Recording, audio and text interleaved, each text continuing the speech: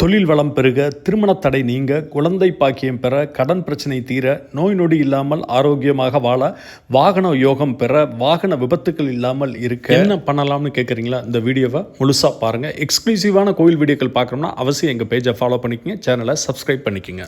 சிவனின் கோபத்தின் வடிவம் அண்டத்தை காக்கவும் பாவிகளை தண்டிக்கவும் அவதரித்தவர், காசியின் அதிபதியாக கருதப்படுபவர்.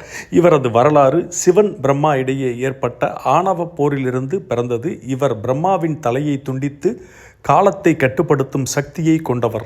இவரது வாகனமாக நாய். சிவனின் 64 திருமேனிகளில் ஒருவர். சைவ மதத்தில் இவர் சிவனின் சக்தி வாய்ந்த வெளிப்பாடாக கருதப்படுகிறார். காசி விஸ்வநாதரை தரிசிக்க செல்லும் பக்தர்கள் கால பைரவர்கிட்ட அனுமதி கேட்டுட்டு தான் அவரை வழிபடணும்னு ஒரு ஐதீகம். இவ்வளவு சிறப்பும் சக்தியும் வாய்ந்த கால பைரவரோட ஜென்மாஷ்டமி விழா திருப்பூர் ஊத்துக்குளிரோடு பெரியபாளையத்தில் அமைந்துள்ள தொல்லியல் துறை கட்டுப்பாட்டில் உள்ள அருள்மிகு ஆவடி நாயகி அம்மன் உடனமர் சுக்ரீஸ்வரர் திருக்கோயிலில் வருகிற மாதம் 25ஆம் நாள் 11/12/25 வியாழக்கிழமை காலை 7 மணியிலிருந்து சிறப்பு அபிஷேக அலங்காரங்கள் நடைபெறுதுங்க.